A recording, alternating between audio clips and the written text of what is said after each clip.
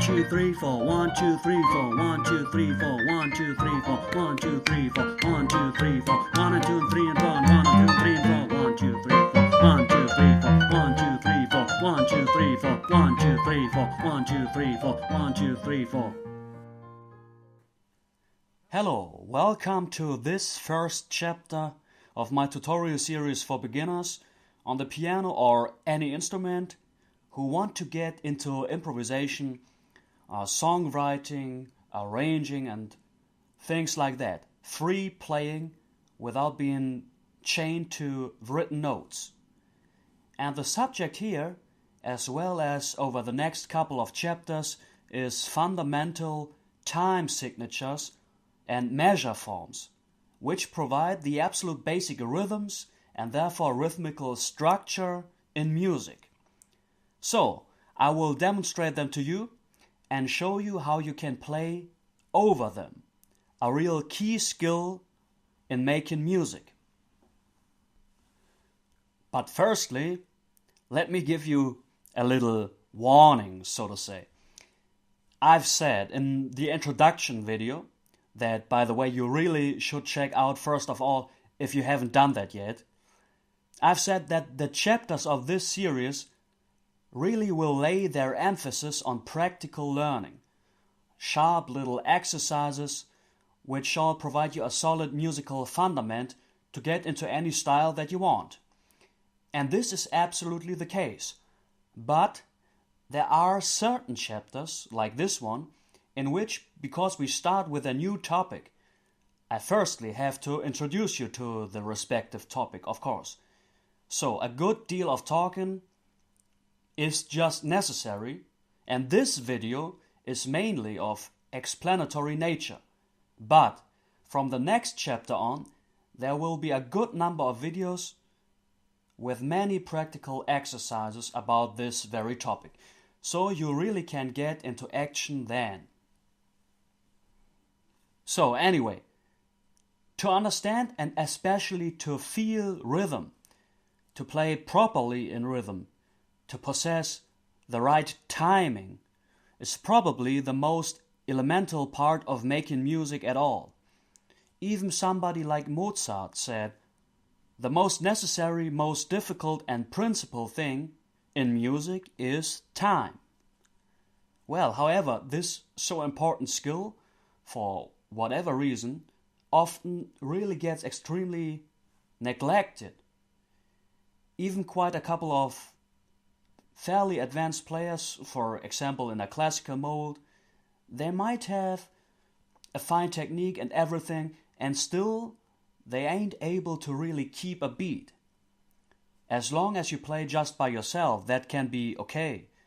But if you play together with other people, or you want to put different tracks together for a song, to do an arrangement, or if you just want to play some style in which a steady beat is just essential, like in most of popular music, in blues and jazz, etc., you really will have a problem if you don't know how to keep time. Okay, I've described in the introduction video that rhythm, besides harmony and melody, is one of the three components that music is really made of. And as I've demonstrated, any rhythm basically is just a progression of any kind of tones over the constantly on-flowing time.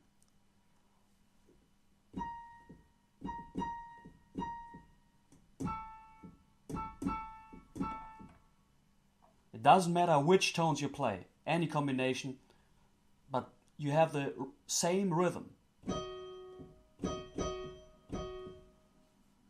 Even if you just clap like this.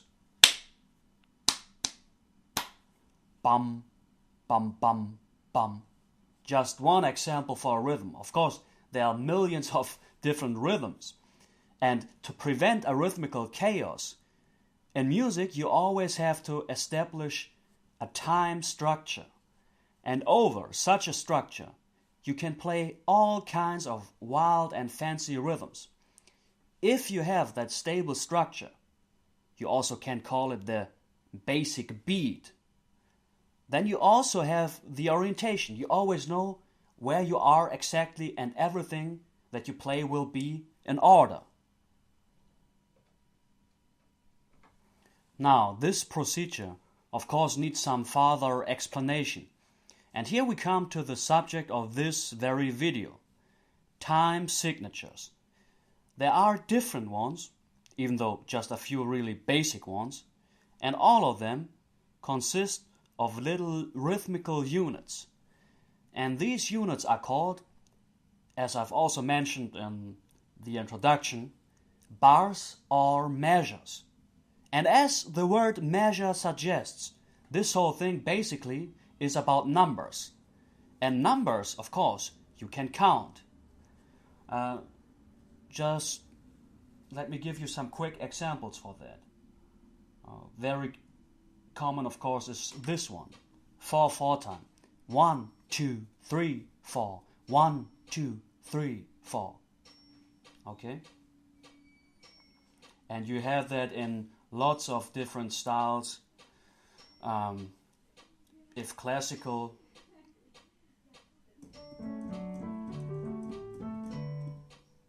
or in a lot of blues and jazz.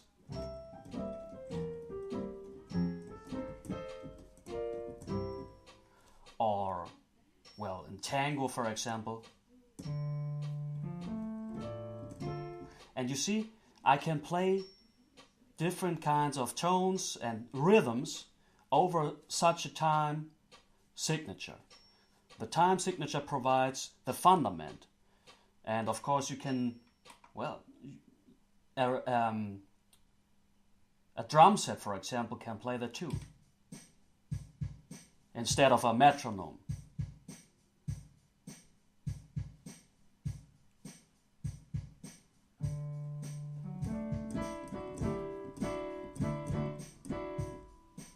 Okay, but let me give you some very quick examples for other time signatures. This one is very common, 3/4 time. It's uneven.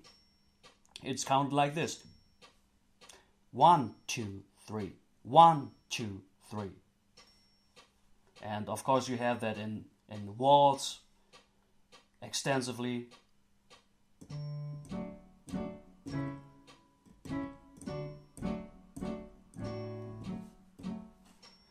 And well, let's see, what else do we have?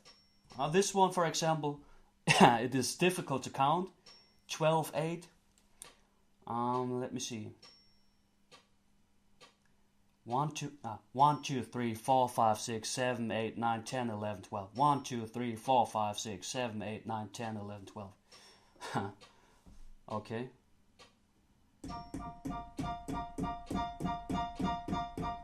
This is very typical for old school ballad, soul, rhythm blues from the 1960s, for example. Well, but anyway. Now, please don't get confused by all these numbers and the way of counting. I'm just giving a little impression of how different time signatures work. However, let me say this. Even though there are, of course, different types of learners, and some learn better in a very practical manner, and some need more exploration of the theoretical background of a musical issue, I personally am convinced that when it comes to everything in terms of rhythm, actually a practical approach is, in the truest sense of the word, way more practical and also more natural. When it comes to harmony, things look a little different, and you have to lay more emphasis on the theoretical stuff, as we will see in later chapters of this series. But rhythm, well, you basically just have to feel it. For instance, it is doubtable whether people just dance into music, if in some native tribe or in a disco or wherever, or just people tapping their feet, clapping their hands to a beat, if they are reflecting such a procedure in a way like, okay, now this is a 2/4 time signature, or these are swinging eighth, etc. Even many great musicians don't necessarily reflect their rhythms extensively. Rhythm is not just a man-made product. It is in some way rooted in nature itself. For example, you even can hear it in birds singing and stuff like that. But well, this is a big scientific and philosophical topic that we don't have to discuss right here. Let's just sorry, English. Let us just say most people have some kind of a natural approach to rhythm. So, if you just want to make music, in my opinion, it is much more rewarding to cultivate and perfect that feeling as far as you can, instead of digging deeper and deeper into theory. For the sake of integrity and just to provide a basic reference point, I will do a more extensive chapter about rhythm theory later on. But in the first few chapters, as I've mentioned, I really want you to use your intuition and do those sharp little practical exercises that shall enable you to develop a solid sense for timing and rhythm.